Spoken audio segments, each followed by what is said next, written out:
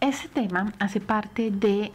la finalización de la unidad 1, en donde vemos todos esos presupuestos anatómicos y musculares que me van a llevar a configurar tanto la caracterización de la normalidad del sistema estomatognático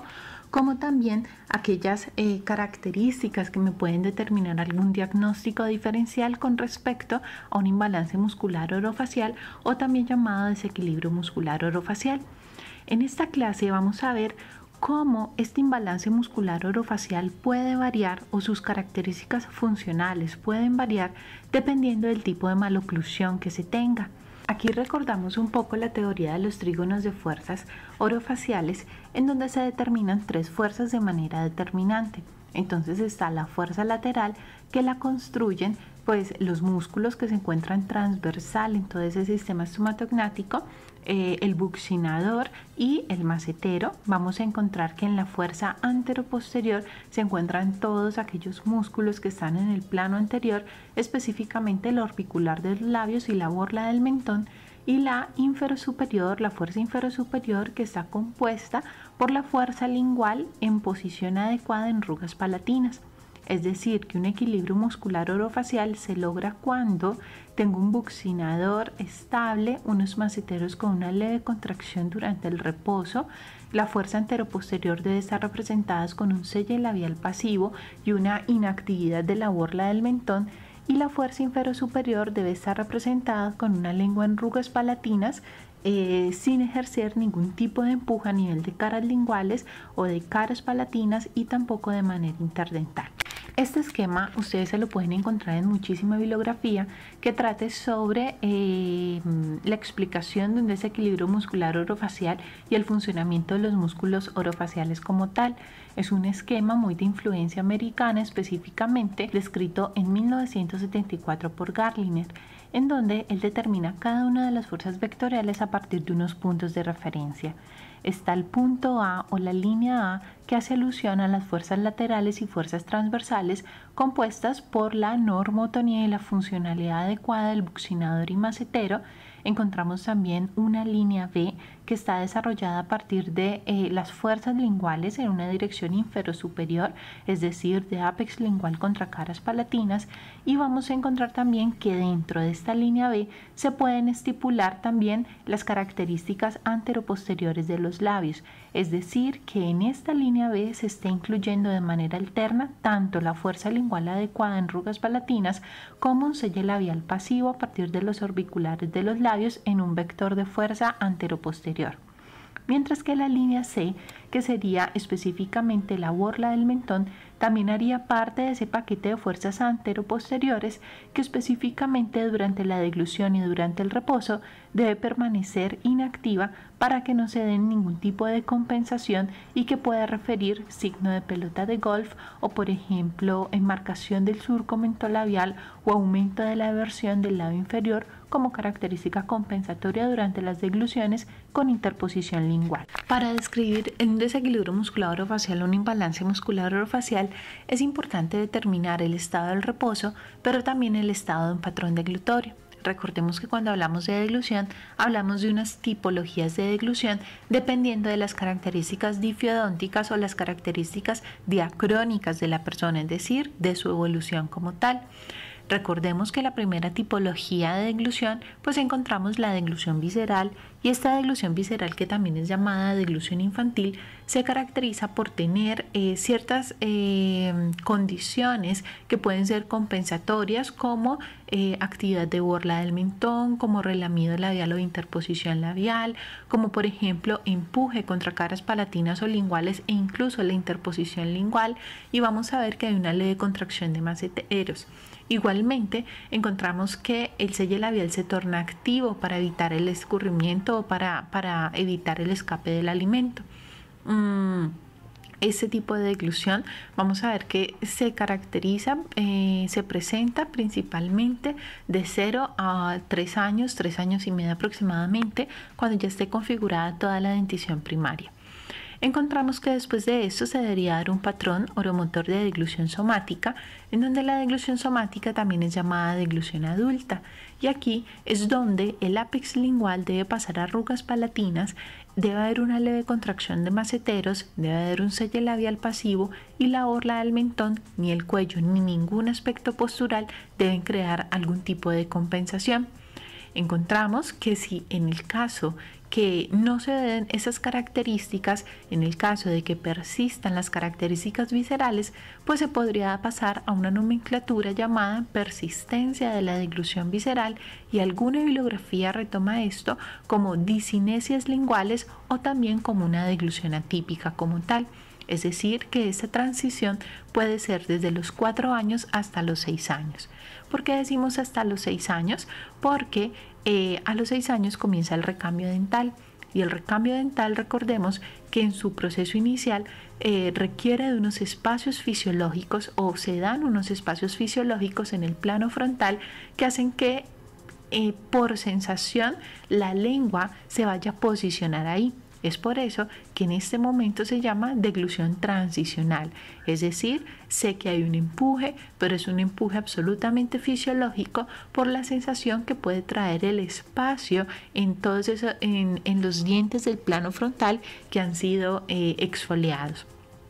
Después de la deglución transicional y la erupción del plano frontal como tal, se esperaría que inmediatamente la lengua tenga un posicionamiento a nivel de arrugas palatinas y retome las condiciones oromotoras de una deglución somática.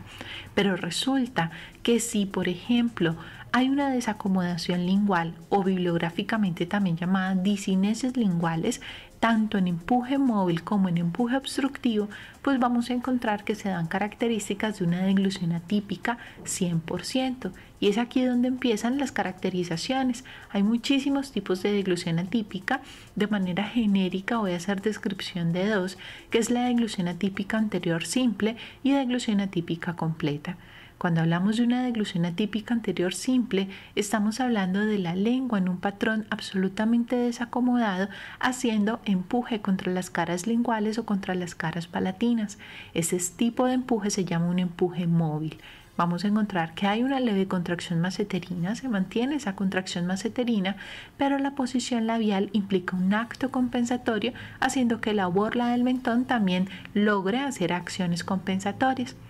Y encontramos la deglución atípica compleja completa, que esta viene acompañado con un empuje de características limitante, llamado un empuje limitante o también llamado un empuje obstructivo, lo cual hace que se dé una interposición lingual de manera neta, haciendo que se disminuya la contracción maceterina, se rompa más el estomio labial y por tanto aumenten mucho más las compensaciones en la fuerza anteroposterior y las compensaciones posturales que pueda acarrear.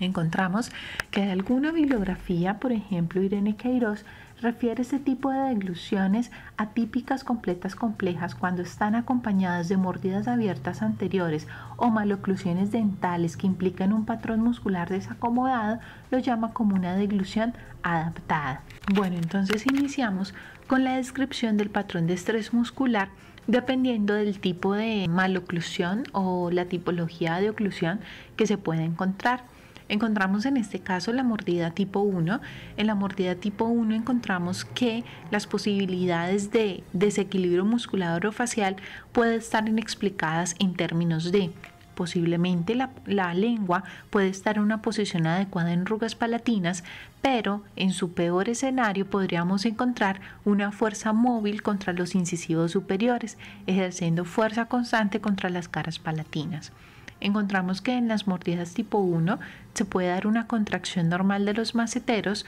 una fuerza de contracción normal a nivel de los orbiculares, porque la lengua no sobrepasa los bordes incisales dentales, por tanto no rompe el equilibrio oclusal ni labial, no rompe el estomio, por tanto las compensaciones del músculo mentoniano pues son ausentes. Por tanto, aquí la borla del mentón va a estar inactiva y las compensaciones cervicales, como por ejemplo compensaciones supraglóticas o signo de ganso, pues encontramos van a ser inexistentes. Mordida tipo 2, que en ocasiones se caracteriza por tener un overjet o una sobremordida horizontal aumentada, pues vamos a encontrar que estas características oclusales pueden provocar fuerza móvil y fuerza obstructora de manera combinada, haciendo que posiblemente en su proceso inicial deglutorio se dé un empuje móvil y que después se compense en su totalidad con un empuje limitante o una fuerza obstructora que hace que se dé definitivamente una deglución atípica completa compleja. Por tanto, vamos a encontrar que los músculos maceteros pierden esa leve contracción haciendo que se tornen con bajo tono muscular. La acción se encuentra aumentada a nivel de los orbiculares de los labios porque se rompe con la estabilidad oclusal y se rompe con el estomio labial como tal. Encontramos que un músculo mentoniano puede estar súper desarrollado con hipertonías, con marcación del surco mentolabial y con signo de pelota de golf. Igualmente van a aumentar las compensaciones cefálicas en un plano anterior, específicamente extensión anterior de cabeza. En las mordidas tipo 3 es muy importante determinar cuál es la causa o cuál es el origen de ese tipo de maloclusión, puesto que tenemos tipo 3 pseudoclase, pero también tenemos tipo 3 esqueletales. Vamos a ver que por lo general las mordidas tipo 3 se puede empezar a determinar por características funcionales y anatómicas, como por ejemplo una anquilosis lingual que hace que la posición lingual en reposo permanezca a nivel del arco lingual, por tanto hay mayor crecimiento en él. Encontramos por ejemplo una hipertrofia de amígdalas también, hace que el empuje tenga prioridad lingual y por tanto hace que se den características de esta mordida cruzada anterior o de características propiamente que implican un arco lingual mucho más amplio. Pero también podríamos encontrar que podría ser de características esqueletales y que principalmente pueden estar determinadas por factores de crecimiento o por alteración en desarrollo de los maxilares. Aquí es muy importante porque cuando hay un hipodesarrollo maxilar quiere decir que el arco mandibular tiende a estar mucho más amplio y por tanto la intervención de manera conjunta con los cirujanos maxilofaciales, con los odontopediatras, con los ortopedistas maxilares es supremamente importante. Dentro de las características musculares, entonces vamos a ver que puede primar una fuerza móvil contra los incisivos inferiores. Encontramos que hay una interdentalización del ápex y los bordes laterales en los espacios para poder ocupar y para evitar el riegue del alimento. Por tanto, en la ruptura de esa estabilidad oclusal y estabilidad muscular, pues encontramos que los orbiculares ejercen una fuerza grande a nivel de la cara vestibular de los dientes, haciendo que posiblemente se dé un efecto de palatización. Encontramos también que hay maceteros y borla del mentón en un patrón normalizado. Pero, por ejemplo, podríamos encontrar también que la lengua no se da a nivel de arrugas palatinas, sino que a partir de las zonas funcionales linguales descritas por Pamela Marchalla, casi que el espacio de la lengua estaríamos viendo que quien hace contacto con arrugas palatinas es el dorso lingual más no el ápex lingual. Esto es en las características específicamente de las personas que tienen labio paladar fisurado, que ya han sido operados y que su característica es ese hipodesarrollo maxilar y es ese hiperdesarrollo mandibular. En la mordida abierta anterior encontramos entonces que por el espacio que hay a nivel del plano vertical, pues vamos a encontrar que hay una fuerza móvil y una fuerza limitante. Esa fuerza limitante es mucho más prioritaria, que se interpone no solamente durante la deglución, sino también durante el reposo. Vamos a ver que esa interposición lingual en un proceso transicional o en un proceso de recambio dental retarda la erupción dental. Por tanto, corregir de manera temprana postura lingual, pero además hacer todo el tratamiento, si lo vemos pertinente o no, en cuanto a adaptación de aparatología de rompehábitos, es de manera importante. Vamos a ver que también se evidencia una acción debilitada en los orbiculares de los labios y si hay acción propiamente es por compensación con un sello labial que es totalmente activo y este sello labial es activo porque definitivamente se rompe todo el equilibrio anterior. Encontramos entonces que a eso también esa interposición lingual hace que sea una acción debilitada de los maceteros, puesto que hay una interposición total, por tanto no hay intercuspidación y no hay contacto entre las caras oclusales que dan estabilidad mandibular y encontramos que el músculo mentoniano está súper desarrollado, está muy contraído y se pueden dar casos de compensaciones cefálicas, de marcación de surco mentolabial y del lado inferior evertido, haciendo la compensación en el sello labial activo. Lo que respecta a la mordida profunda, encontramos que se pueden dar o una mordida profunda con overjet normal, es decir, una relación de 1.5 máximo a 2 milímetros, o también con un overjet pronunciado que supera los 2 milímetros en la medición con dentímetro. En las características de un overjet normalizado frente a una mordida profunda, pues podríamos encontrar que la lengua puede guardar su posición normal, puede estar en contacto con las arrugas palatinas y en el peor de los casos pues estaría haciendo un empuje contra las caras palatinas, es decir, configurando un tipo de deglución atípica anterior simple. Vamos a ver que los maceteros están contraídos, los orbiculares están relajados porque no se rompe el estomio labial, y vamos a ver que hay una borla del mentón activa, porque posiblemente si hay selle labial puede ser subjetivamente incompetente, es decir, un selle labial forzado. En el caso de que haya un overjet aumentado, es decir, que ya hay una mordida profunda con una sobremordida horizontal aumentada, encontramos que inicialmente se podría dar fuerzas combinadas, inicialmente una fuerza móvil, es decir, haciendo empuje contra las caras palatinas, y después una interposición lingual. Esto hace que el selle labial sea subjetivamente incompetente, que los orbiculares hacen un selle labial activo y que durante la fuerza móvil hay una leve contracción maceterina, pero después viene la fuerza limitante y hace que se dé total la ausencia de la contracción maceterina y hay una borla del mentón activa. En la mordida con protrusión bimaxilar encontramos entonces que la lengua puede estar con presiones combinadas tanto en la cara palatina como en la cara lingual. Hay unos maceteros contraídos porque no se pierde la estabilidad mandibular. Los orbiculares pueden estar activos en deglución, pero en el reposo puede estar totalmente inactivos. Encontramos una borla del mentón activa durante la deglución y posiblemente podríamos encontrar una borla activa en el reposo si se da un selle labial subjetivamente incompetente, y vamos a ver que se pueden dar signo de ganso en el caso que se dé protrusión lingual. Mordida cruzada unilateral, vamos a ver que del lado cruzado el macetero tiende a estar más contraído y el lado no cruzado el macetero tiende a estar inactivo. Esto hace que se dé una marcación de la simetría funcional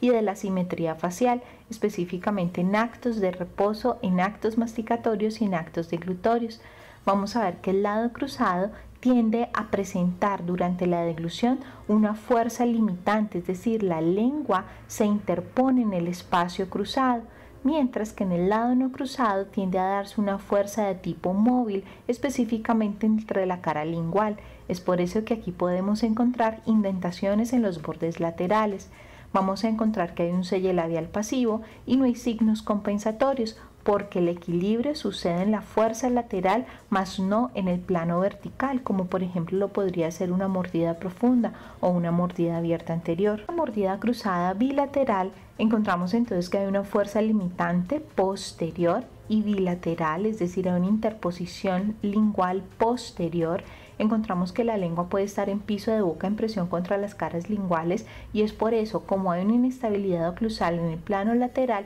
pues vamos a encontrar que eso lo que produce son indentaciones linguales, podemos encontrar marcaciones linguales, o a veces podemos encontrar también marcaciones a nivel de la mucosa del vestíbulo lateral. Encontramos que hay una borla inactiva, unos orbiculares inactivos y los maceteros permanecen inactivos por la interposición que se da a nivel posterior.